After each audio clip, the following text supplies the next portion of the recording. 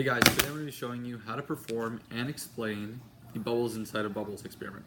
So what you're going to need is a cup, 8 ounces of water, 1 tablespoon of sugar, 2 tablespoons of dish soap, and a pipette which has the top cut off.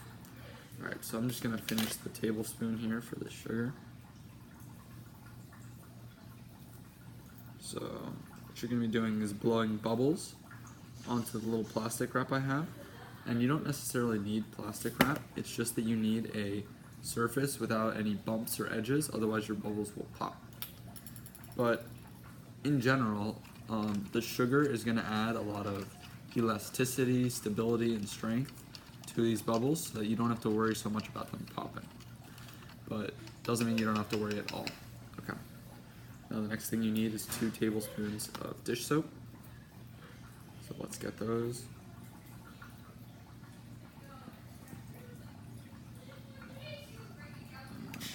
Let's go 1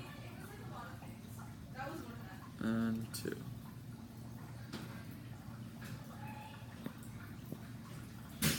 Okay. So then we have our dish soap. We're going to mix it up again with our pipette.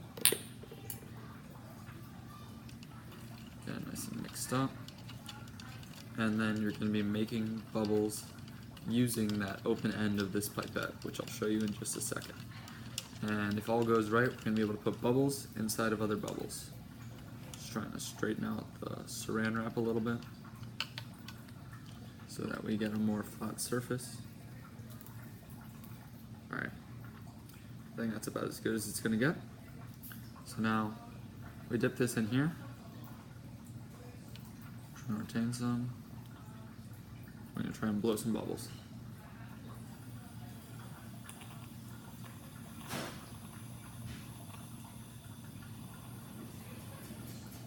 Alright. There we have one. Let's try and get another inside.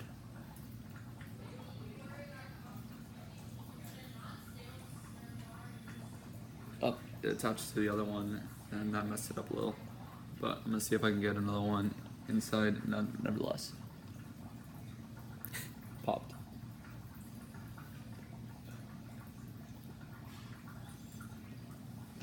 Alright, so I don't know how easily you can see there, but we have one larger bubble and a smaller bubble on the inside, but then there's 2 in the back.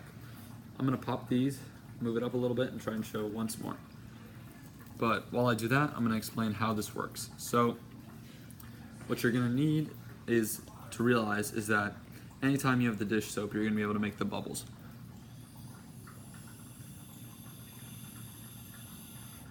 But normally bubbles are not very stable. Here we go, there's the bubble. It's the sugar in the bubble that adds stability to it.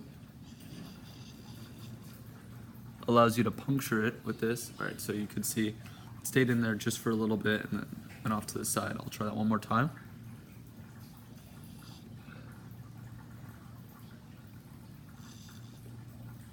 Alright, so now you can see you got one in the middle and then one on both sides. So you have to be careful in order to do it, but it's pretty cool that you can get a bubble inside another bubble. And the only reason you can do this is because the sugar is adding that stability. Also, you have to be careful when you puncture this. Because it already has the dish soap on it, it is not really like puncturing, and more like putting more bubble through the bubble. But if you go with the wrong end, you can pop it pretty easy. Alright, so I hope this helped you both perform and explain the bubbles inside a bubbles experiment.